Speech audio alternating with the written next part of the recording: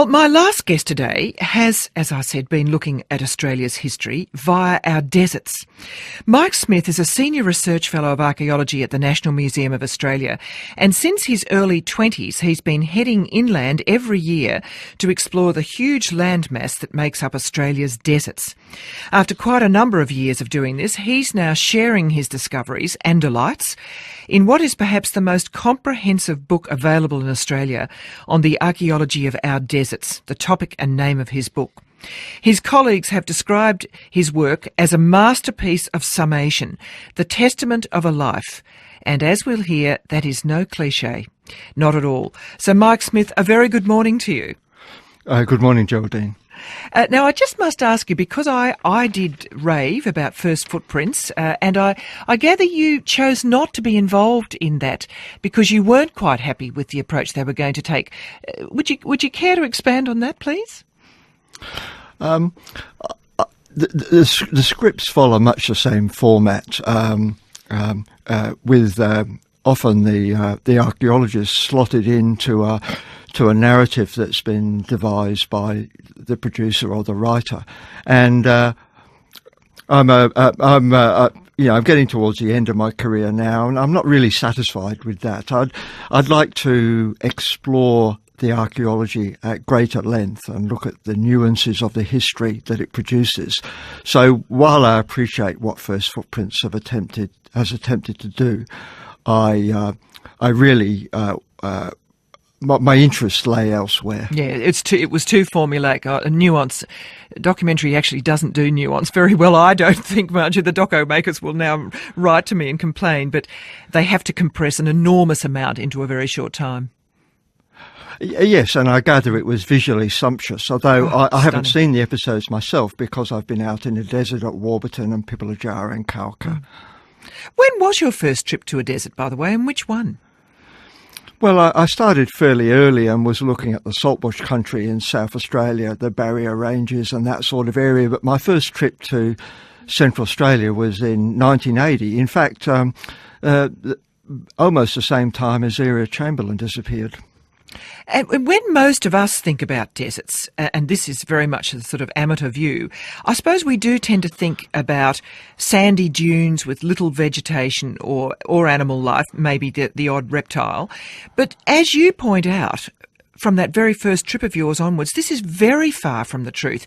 You've classified Australia's 10 deserts into 5 groups based on their similarity. Could you just quickly summarise the different categories? What makes these groups of deserts different? They're all deserts because they're arid or semi-arid. They're water-controlled ecosystems, but they differ very much in their characteristics. The Pilbara is an upland of very ancient rocks. The Western Desert is a block or a group of sandy deserts and dune fields which form part of a great continental swirl of dunes that wrap around the centre of the continent. And you've got the Nullarbor Plain, which is effectively a karst or limestone plain where all the action is underground. These deserts are very different in terms of their ecology. In the Spinifex country, fire is a dominant mover, but it's not so important in the saltbush country. And when you get to the arid rivers in the east, like the Mulligan or the Georgina or Eyre Creek, water is the primary driver of the local ecosystem. But I've called my book The Archaeology of Australia's Deserts, plural, to stress not only the current diversity of deserts, but also to remind us that there are different deserts in time. In fact, you can think of any one of these deserts as a whole series of deserts stacked one on top of another in time, each with its own landforms, each with its own cultural systems, each with its own subtly different ecology. And the cover of your book is a photograph of quite a green desert with those beautiful large red boulders and dark clouds gathering. Which desert is that, by the way? That's taken near Kiwikura, west of Alice Springs, but in Western Australia, near Mount Webb. I included it because I wanted to get away from the stereotype of deserts being all about dunes and dune fields and sand ridges. But the key thing about the cover is the really brooding sky as a monsoon moves in. The monsoon, northern monsoon, is so important in reactivating our deserts. And the history of these deserts is largely the history of the waxing and waning of the monsoon. We know that the Australian landscape has changed dramatically over the millions of years. Actually, I think that's been a very good point brought out in First Footprints. But are the deserts the primary venue that document these changes? Is that part of what captivates you so much? I don't think they're the primary venue for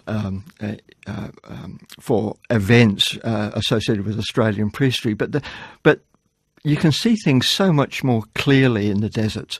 It's a landscape in a way stripped bare, where you can see the evidence of past climatic changes, where you can find the sites.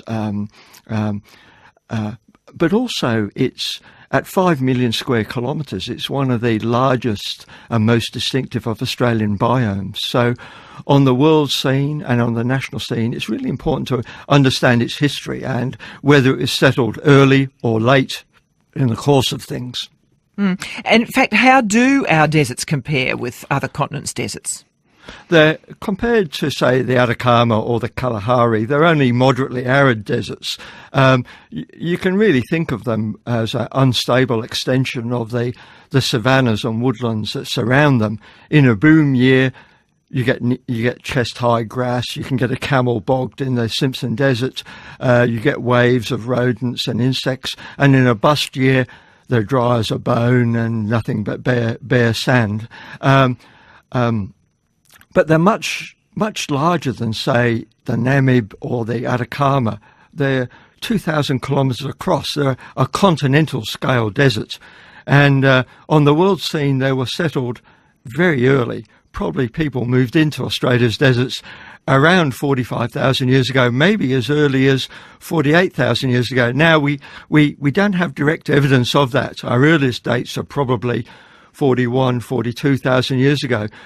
So we've still got a chunk of our prehistory yet to find. But we would have by far the driest deserts, wouldn't we?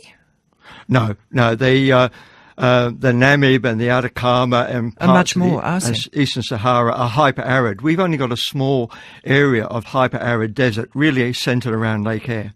Oh, I see. But am I right in assuming that effectively some of the driest and bleakest parts of our interior once teemed with life? Like, you're in no doubt about that. Yes, I mean, these deserts intensify over time, or they weaken, they expand or contract at various times, have been much larger. This really came home to Australians in 1893 when a museum party from South Australian Museum was exploring the area around Lake Callabonna, and they found what they described as a veritable necropolis of the remains of gigantic marsupials and birds which lay in their hundreds where they died, bogged in the salt lake.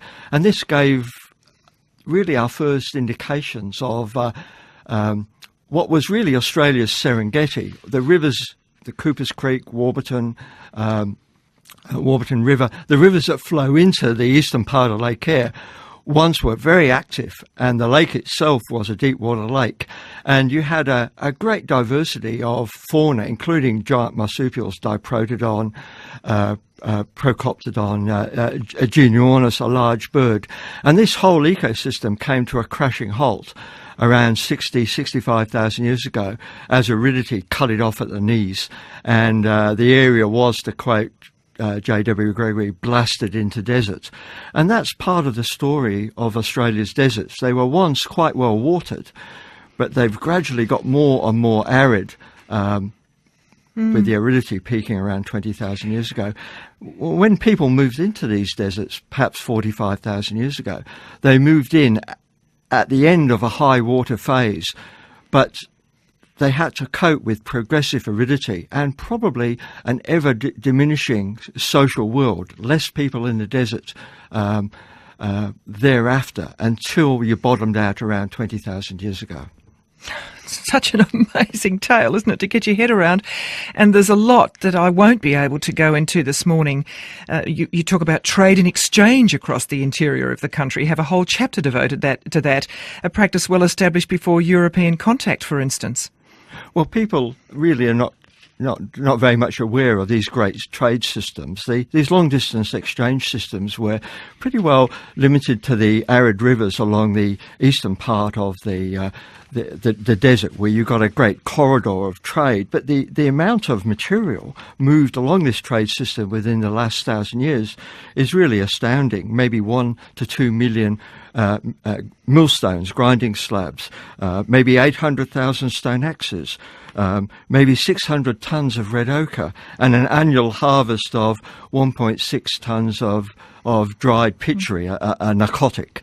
And axes and pitchery are moving south, and red ochre and millstones are moving north in really one of their great trade systems, over moving material over 500 or 600 kilometres. Now, Mike, this is your magnum opus, and it means an enormous amount to you.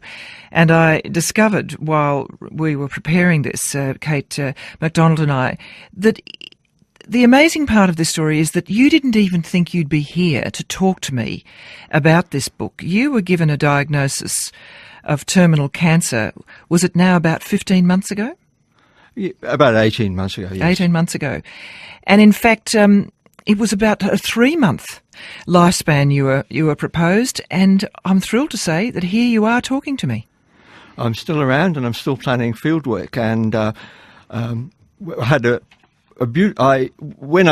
last year things were very bleak, and I asked my friend Nicholas Rothwell if he would review the draft of the book in case I wasn't around when it came out, to give it a bit of a push.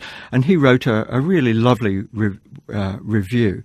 He did too. Yeah, he did. And since then, Tom Griffiths has also reviewed the book since it's come out, and he, in his lovely turn of phrase, he describes it as the poetics of hard-won facts, beautifully presented, a work of literature, not just science, a landmark work of Australian cultural history. Now, you couldn't get better than that. But really, what has really warmed me is on this last trip through some of these remote desert communities, I found people reading the book, not Aboriginal people. The white fellas who live on these communities have made a commitment to keeping these communities going. But the book is the talk of the desert. People who have the red dust in the back of their throat are reading the book, and that means a lot to me. How are you feeling these days? I'm feeling pretty good. I hope to perhaps be doing another excavation in the desert this time next year. Oh, well done. Well done. Well, look, Mike Smith, congratulations on not just the book, but obviously a fabulous career. And thank you so much indeed for joining us today. My pleasure. Mike Smith, The Archaeology of Australia's Deserts.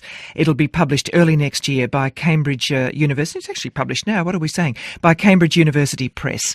And you might like to seek it out, particularly if you know that full backstory, which is rather wonderful. He also dedicates the book too for Ben, lost in the Strzelecki Desert as a 10-year-old and tracked through the night, and for Moshu, born in Alice Springs with hair the colour of red desert sands. They're his children, who clearly have an affinity with deserts.